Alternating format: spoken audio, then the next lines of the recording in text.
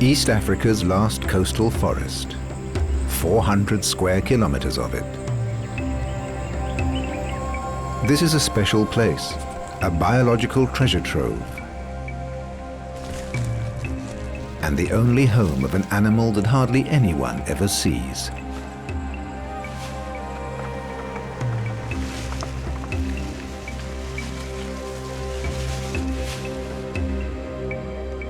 This secretive animal is the symbol of the struggle to save the forest.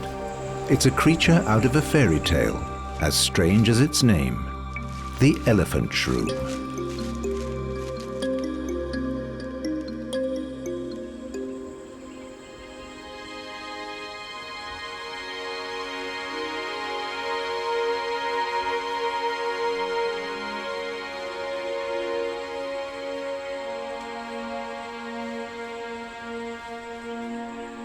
The Arabuko forest is a model for the protection of nature in Africa. The aim is for the local people to live off the forest without destroying it. It's quite a challenge. The forest starts on the coast of the Indian Ocean. Once it stretched all the way from Somalia to Mozambique. The last traces are found in Kenya in East Africa, north of Mombasa. Arabuko Sokoke, the shadow forest of the elephants, and of their miniature cousins. One man here watches over all the living things in the forest. Willie Kombe grew up at the edge of the forest, and today he's a ranger. He's fascinated by all forms of life, even a hermit crab found far inland.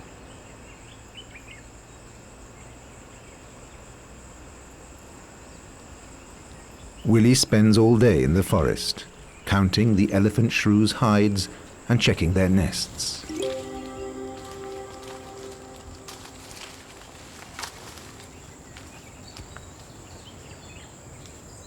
A pile of leaves like this is the overnight camp of one of these shy creatures.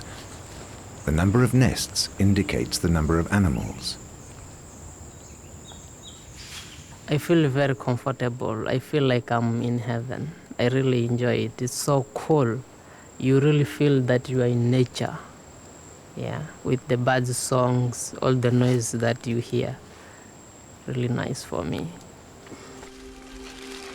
And what Willie likes best is the beast with a rat's tail, as big as a rabbit, with its golden hindquarters. Plus, of course, an elephant's trunk. It's all a bit of a puzzle for zoologists and classifiers. In fact, elephant shrews have their own category. Because they're neither elephants nor shrews, they're nowadays known by their African name, Sengis.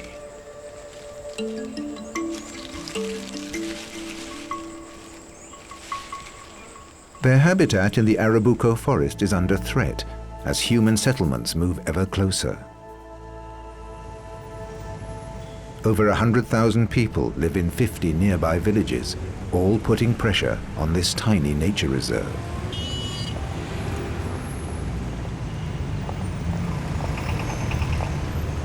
Many of the people are poor. That means they depend on the forest for food, medicine, fresh water, and firewood.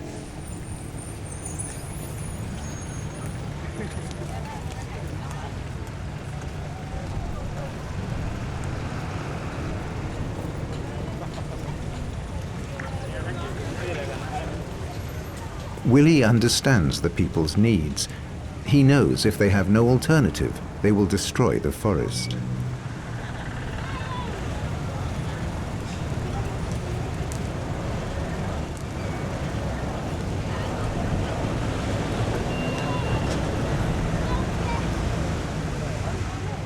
On the other side of the forest, the Giriyama tribe have kept a very different way of life. It's much more traditional.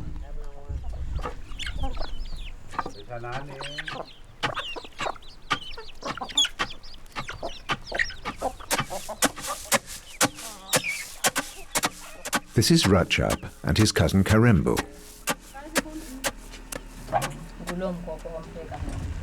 Karembo is 12. She's preparing the dinner. She has to lend a hand at home.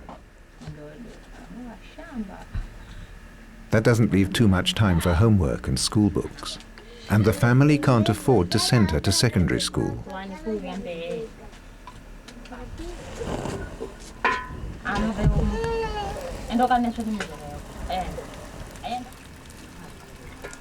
Karembo works and studies hard.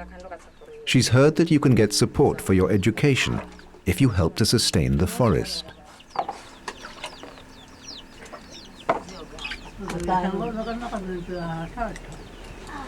But like many of the people here, Karembo doesn't know a lot about the forest and the animals that live in it.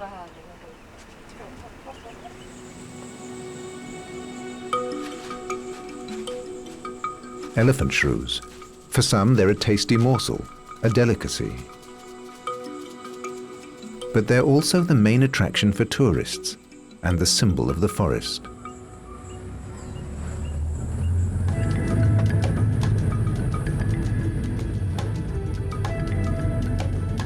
A few thousand tourists come on safari every year, bringing with them much-needed hard currency.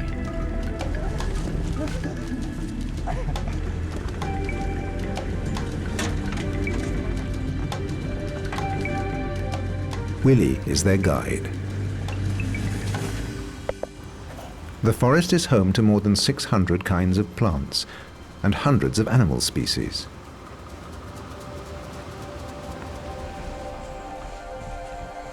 Kenya has made the Arabuko a national park. It's a hotspot of biological diversity, a World Natural Heritage Site. Even though most visitors never get to see a Sengis face to face, the other small forest creatures have a magic of their own.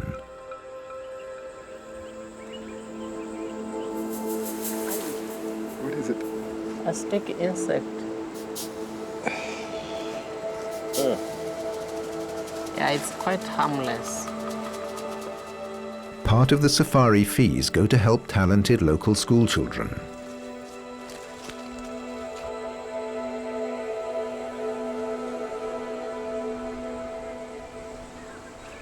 Willie often comes to this school at the edge of the forest to share his knowledge about the jungle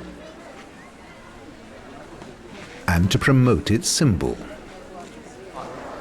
Do you see this? This animal is very famous. In Arabuko Sokoke, it's the only place that is seen. It uses this long snout. Rajab and Karembo want to learn all they can about the forest. If they come top of the class, they can win a scholarship, financed by income from projects in the national park. And Willie is only too pleased to help them learn.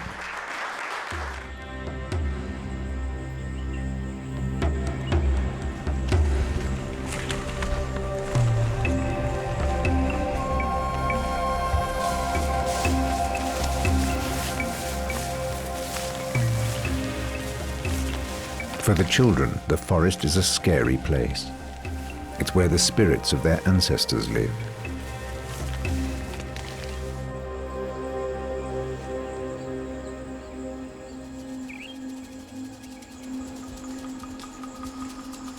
But they'll have to go deep into the woods to have a chance to see a Sengis.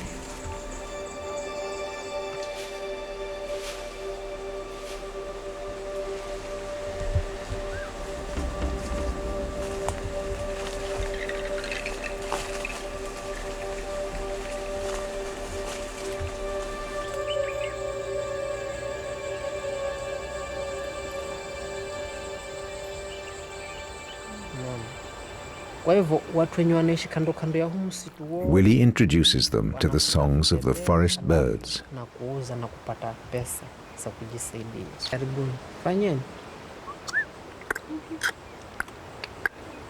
Ni hivyo kabisa, alafu anapiga mbiu.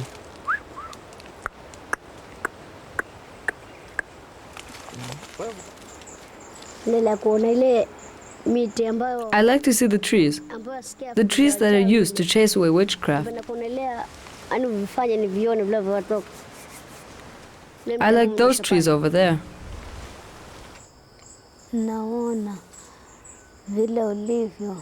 I'm happy to see how the trees are growing here. I like to see the birds.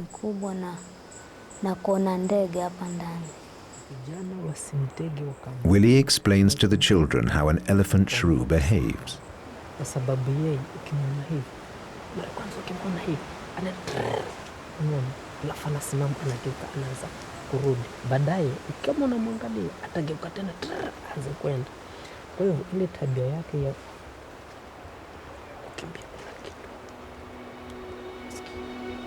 And they're in luck. A real live elephant shrew. During the day, Sengi look for food.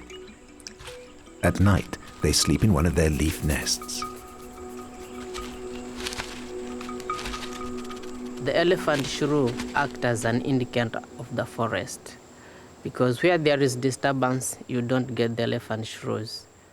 Where the forest is quite thick, well, there's no illegal cutting, there are so many elephant shrews. But this habitat and the elephant shrews themselves are in danger.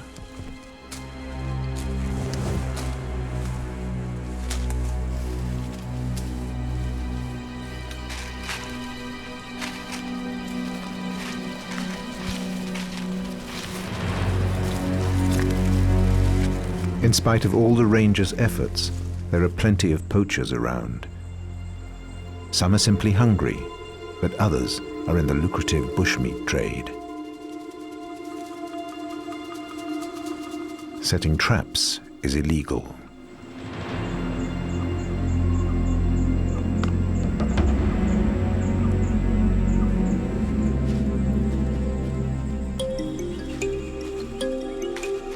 Elephant shrews are shy creatures. They live on their own and are sensitive to every sound in the vicinity. And they use their trunk to sniff out worms and beetles in the undergrowth.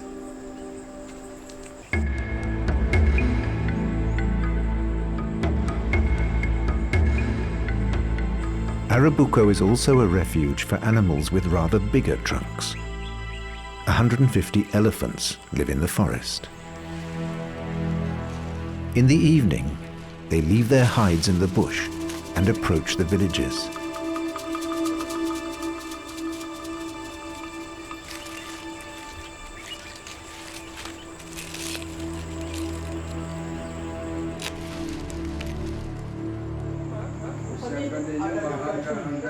The rangers are here to protect the forest from humans, but also the other way round. They're on duty through the night.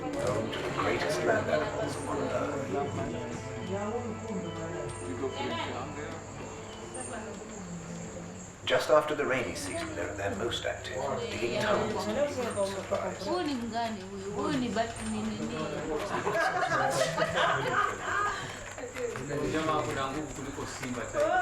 Tonight, everything seems calm. But suddenly,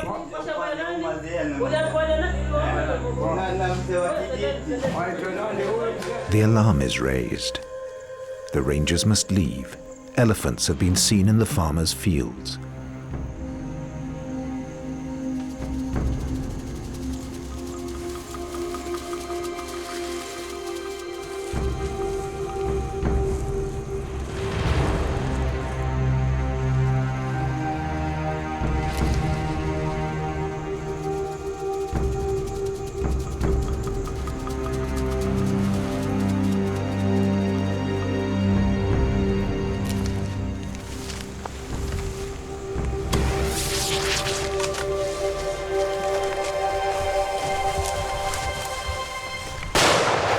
They mustn't hurt them, just frighten them away.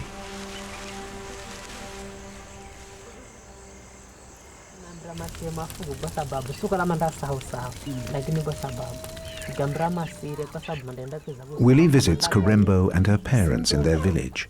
Karembo's cousin Ratchab is there too.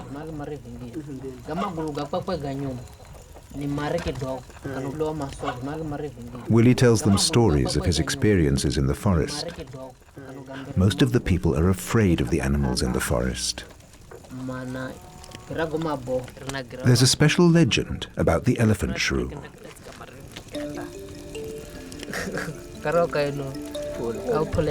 If a pregnant woman eats one, she will have forgetful children. The idea comes from the shrew's flight behavior. When it's frightened, it runs forward a few steps and then stops, as though it's forgotten why it's running away. It starts and stops.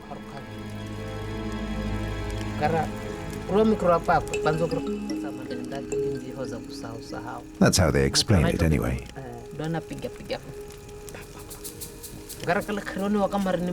Radshab and Karembo learn a lot from Willie about their magic forest. It's useful information, not least for school.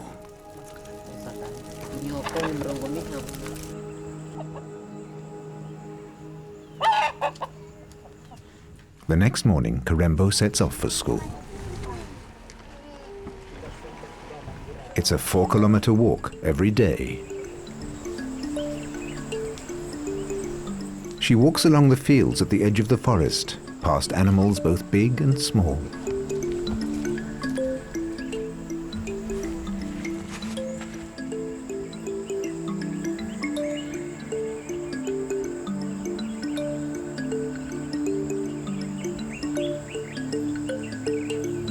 The children have to watch out for the elephants when they come close to the plantations.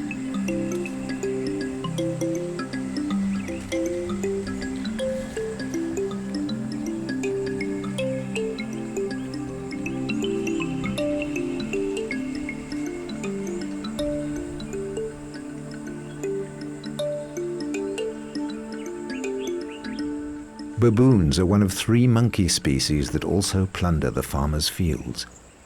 There's nothing the rangers can do about them.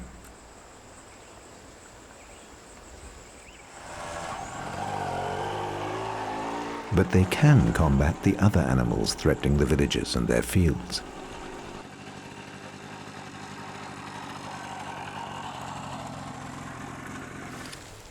The rangers have built a fence separating the villages from the forest to defuse the conflict with the elephants.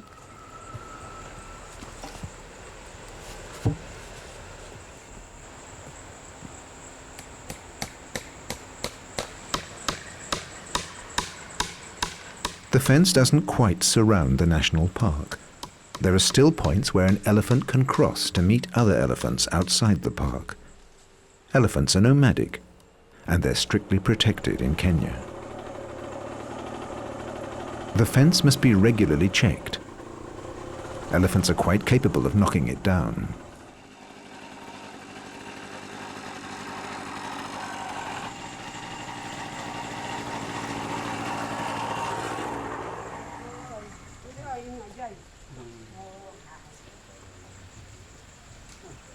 The idea is that the people need to be involved in the management of the forest.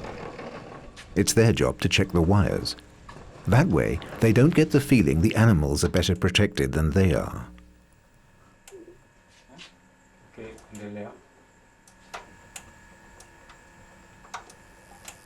Thanks to the electric fence, the fearsome jumbos are now respected neighbors.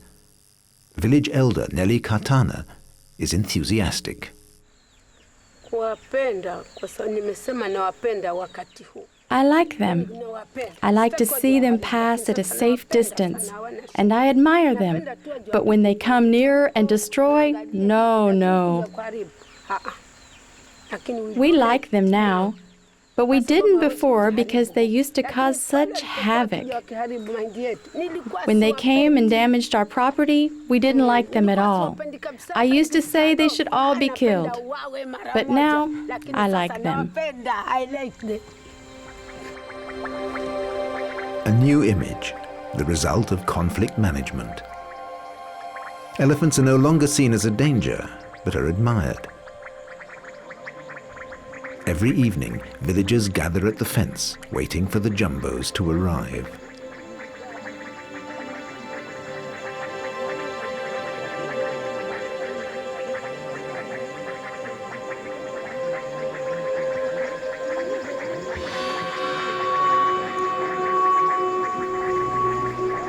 They only come out of the bush when it's getting really dark. They've been hunted and intimidated for too long. People stay here for hours to see the great mammals.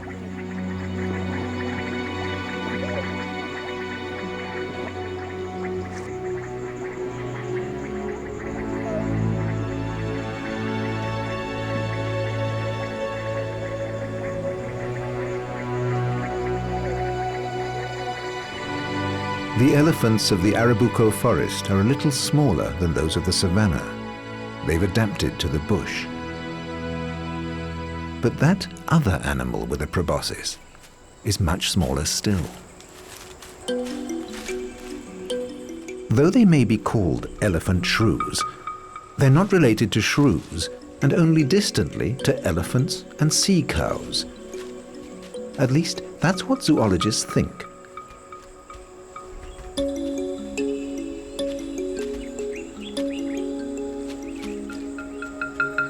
They have a very good sense of smell to sniff out prey.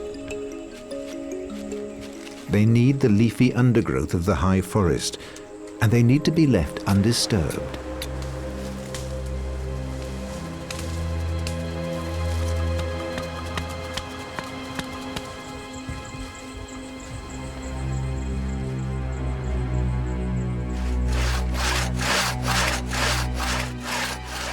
Sengis are threatened by the loss of their habitat.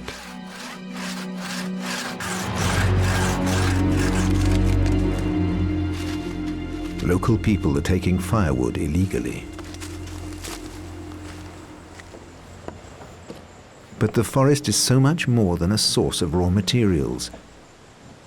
Tourists bring money into the region. Wildlife guides like Willie fuel the enthusiasm for the coastal forest.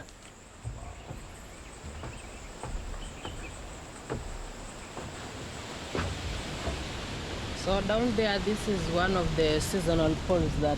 If they're lucky, visitors will get to see the hippos.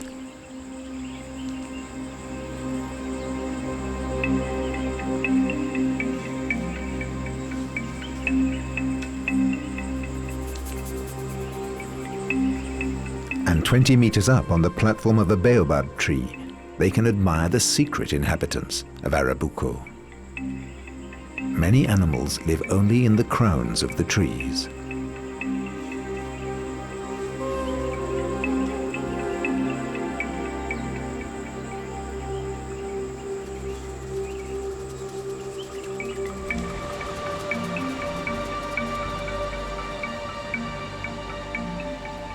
The forest begins at the sea, more than 20 kilometers away. This tidal coast has plenty of fish and attracts birds in their thousands.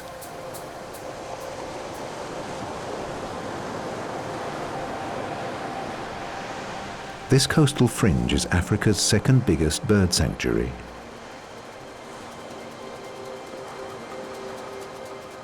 Where the sea becomes land, mangrove saplings mark the beginning of the forest.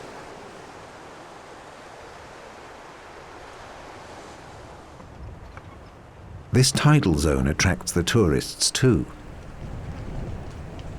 The locals have built an observation platform. Entry fees from the tourists help boost the local economy.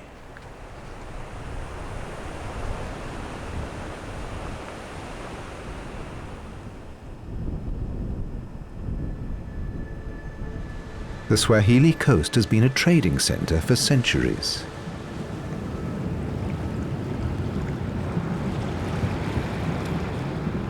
Spices and porcelain came from Arabia, India, and China. The forest yielded ivory, animal skins, and wood in exchange. In those days, the coast and the forest could sustain a flourishing population.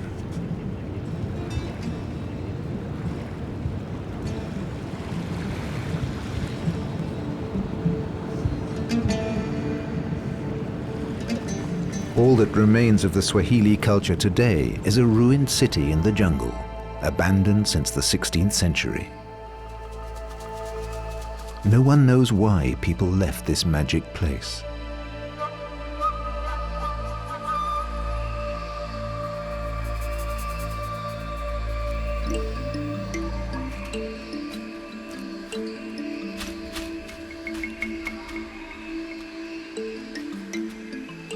The forest has taken back this city built of coral stone.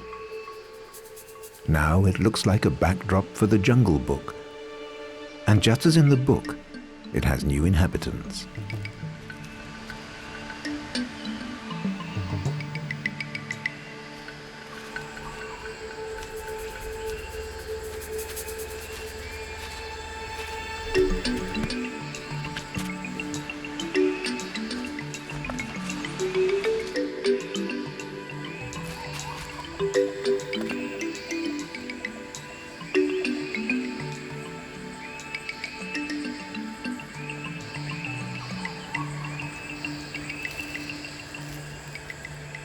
A millipede, affectionately known as a Mombasa train.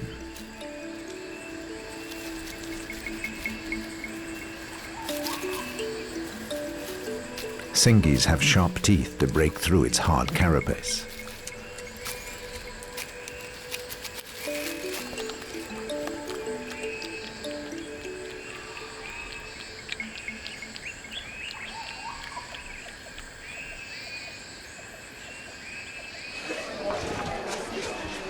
The schools at the edge of the forest are full to bursting.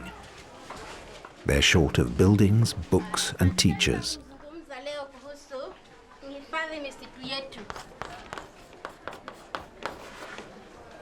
Karembo shares her classroom with 100 other children.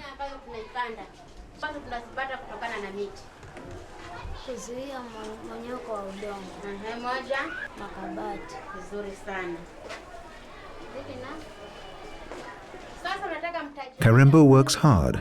She wants to get good results. Most of her classmates will have to leave school at the age of 13. They have no money. But Karembo knows that if she studies hard, she can get support from the Environmental Fund for a better education.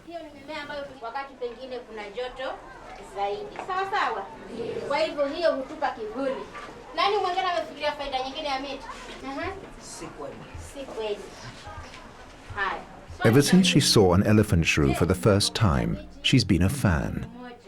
She just thinks they're funny.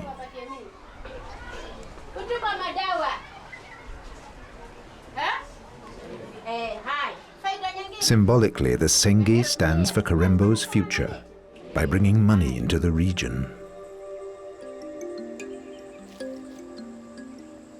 A Sengi's most important tool is its nose, not just for sniffing, but for digging too.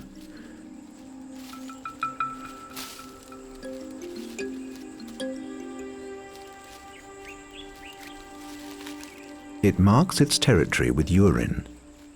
A second elephant shrew would not be tolerated outside the mating season.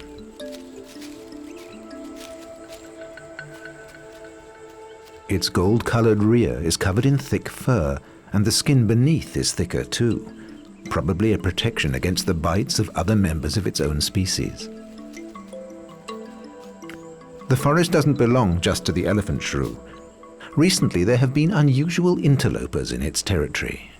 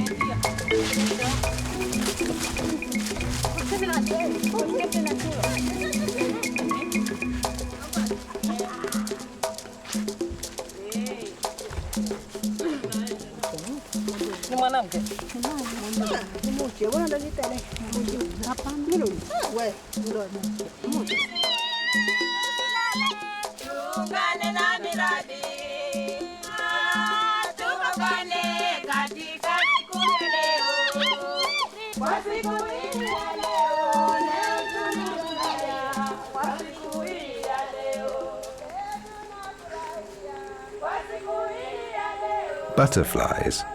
Hundreds of farmers on the edge of the forest are breeding them. This project is called Kipepeo. That's Swahili for butterfly.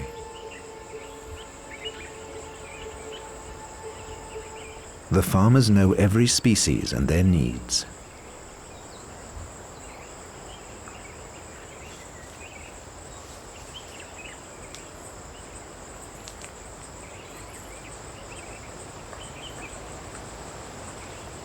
catches are carefully monitored so that Arabuko sokoke's butterfly populations are never endangered.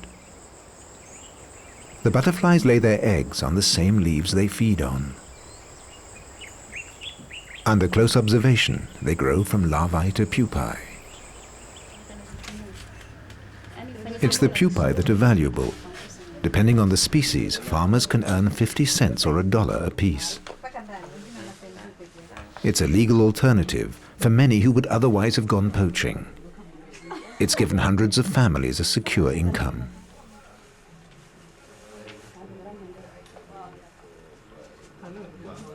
The butterflies are shipped to butterfly farms in Europe and America because they can't be bred there. These pupae have just a few days to reach their destination.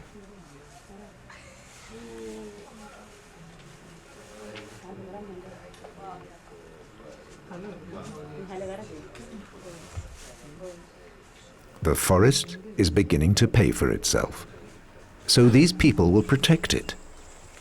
That's the thinking behind Kipepeo.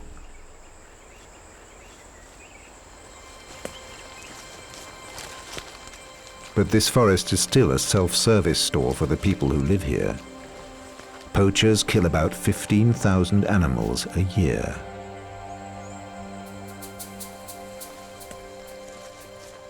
Willie often finds extremely well-made traps, many of them designed for elephant shrews.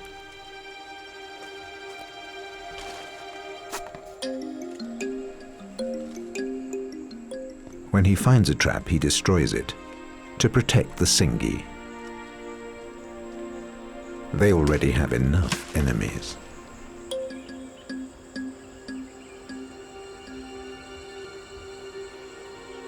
Enemies like the puff adder.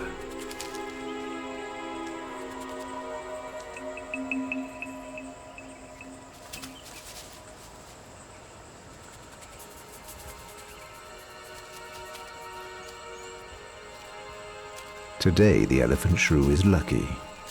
The puff adder gives up.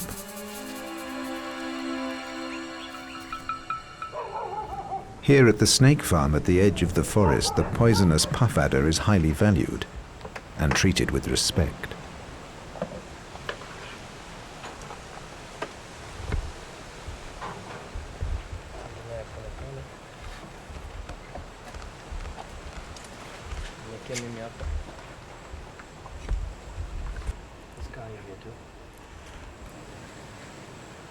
They milk it to make anti-serum to its poison.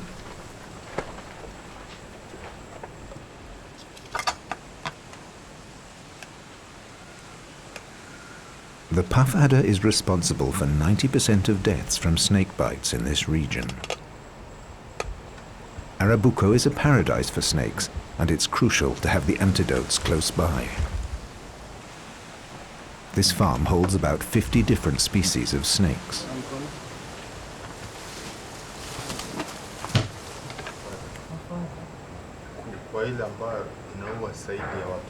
They're an attraction to the children of the forest, as long as they stay in their cages. The children only know snakes as an invisible threat, but most snakes are harmless for people. It's all part of Karimbo and Ratchab's forest education.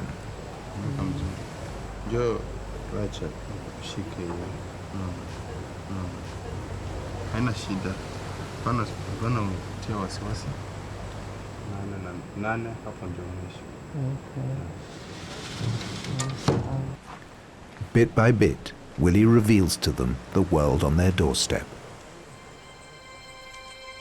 A world that's disappearing. Deciduous forests are rare in Kenya. They cover less than 2% of the country. Yet Arabuko has very many rare trees, and some that grow nowhere else. But the local people still need wood for their fires. Arabuko's Forest Research Institute has been looking for solutions. This is a nursery for rare species, and there's more. The gardeners are raising exotic plants. Fast-growing trees from Asia are grown as seedlings and then distributed to farmers.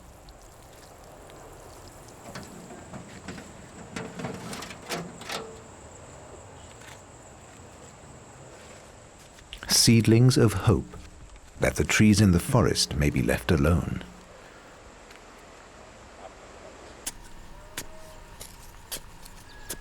The farmers at the edge of the forest learn how to plant the trees. Karembo's father is one of them.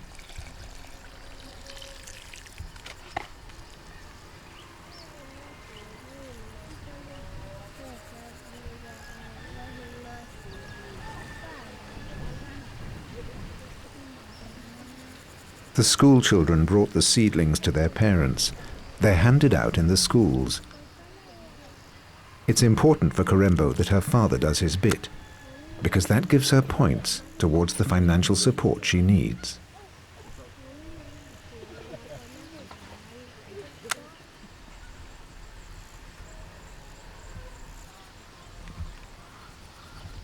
In 6 years' time, this delicate plant will be big enough to use as wood for building.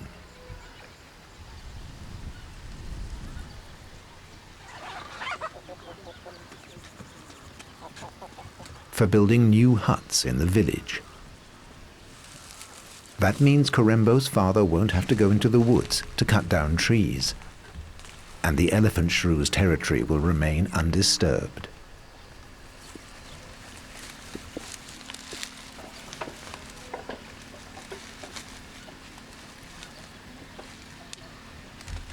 The Giriama people still live a very traditional life. When they're ill, they go to the medicine man rather than the hospital. And his medicine often comes from Arabuko's green pharmacy, the forest itself.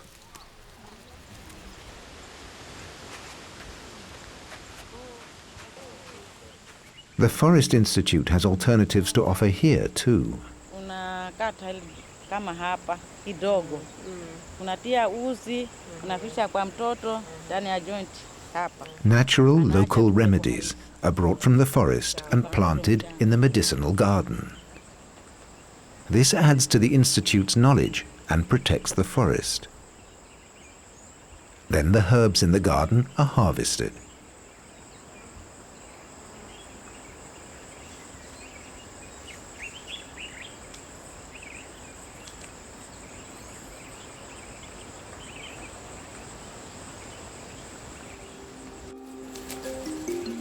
And the Sengi benefits too when no humans come into his domain. The less the forest is disturbed, the happier he is. He doesn't like change at all.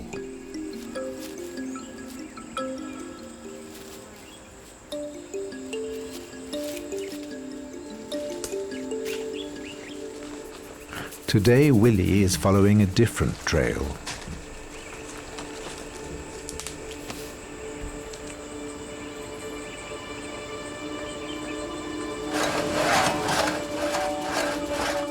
Sometimes he gets very close to the illegal woodcutters.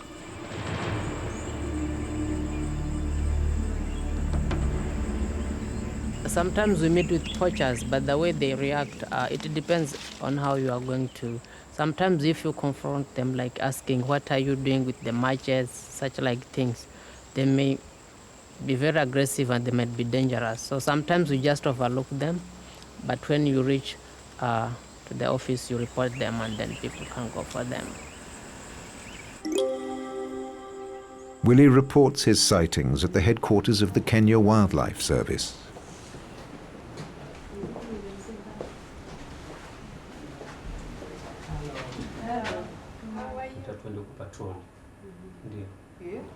This area? This place, eh? Yes. Okay, it is almost 2-3 kilometers from the boundary. Yes. And the rangers respond at once.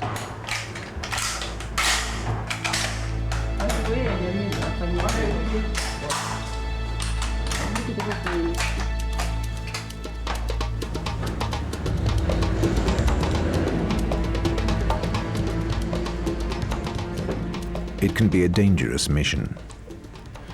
Poachers are often armed with machetes or bows and arrows.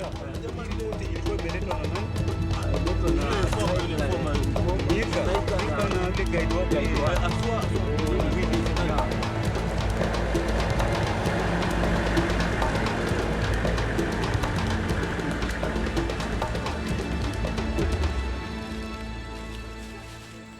spite of these disturbances, the numbers of elephant shrews don't seem to be changing. No one knows exactly how many there are. But naturalists and rangers are continuing their struggle to save the species and its habitat.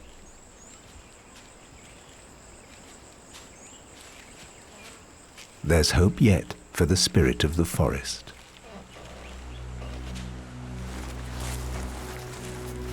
The rangers are hard on the heels of the poachers.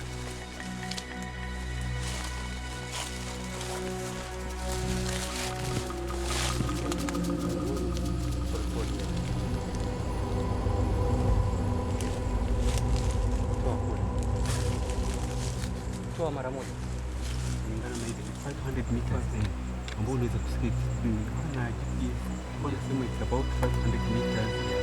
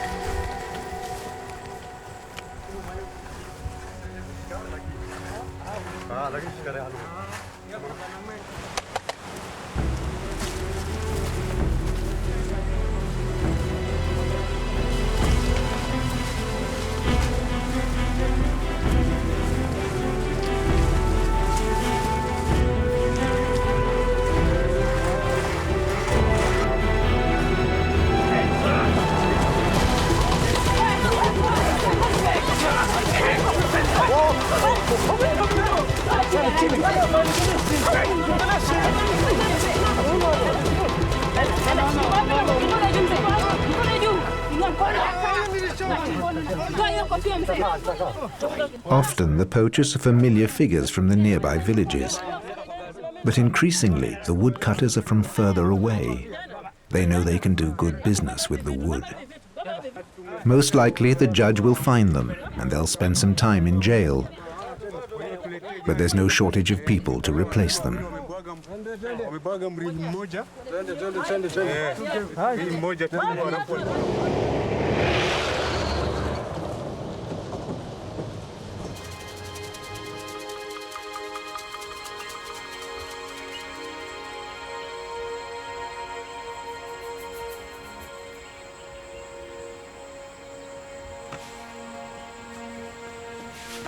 At the edge of the forest, some of the children are getting ready for a special day.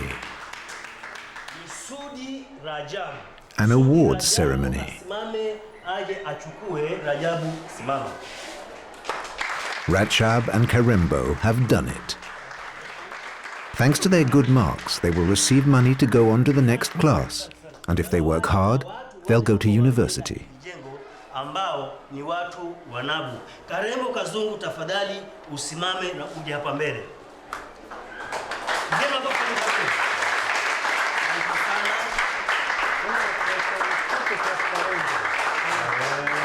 Darubini, uitunze. Sasa tu. Haya, karibu. Basi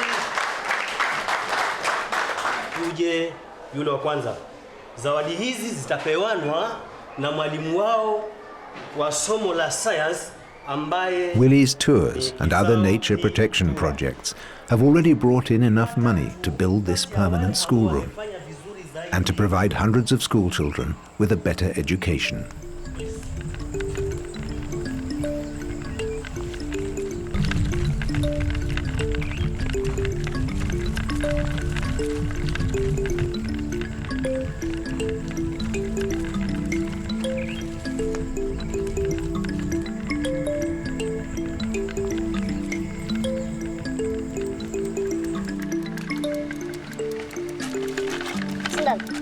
Ratshab and his cousin Karembo will one day live in better conditions. The forest and its attractions for tourists will make that possible. In future, even more of the forest's children should receive help towards their education. And Willie hopes that they will protect the forest too.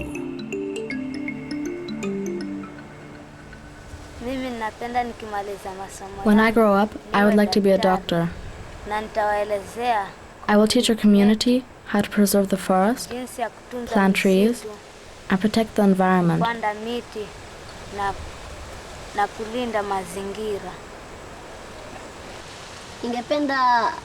When I complete my education, I would like to be a person who stops cars like this and like this.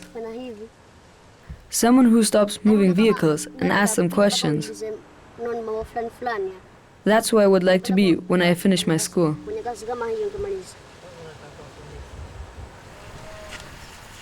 In the holidays, the children often go into the forest.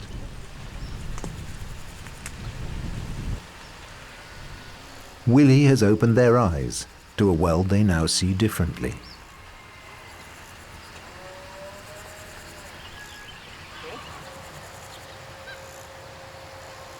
Willie is in the forest every day. He's happy with the progress they're making there. There is no problem. Very few people are still ignorant, but majority of them are benefiting. So there is future for this forest. Yeah. Willie is doing his bit to change the thinking of a whole community, and that will preserve the Sengis' only habitat for the future.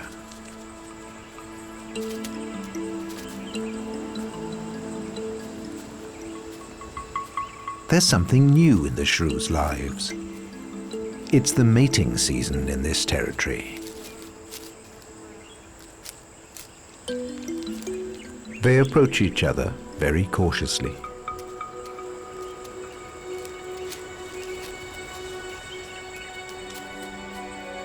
Willie has done all he can to ensure their survival.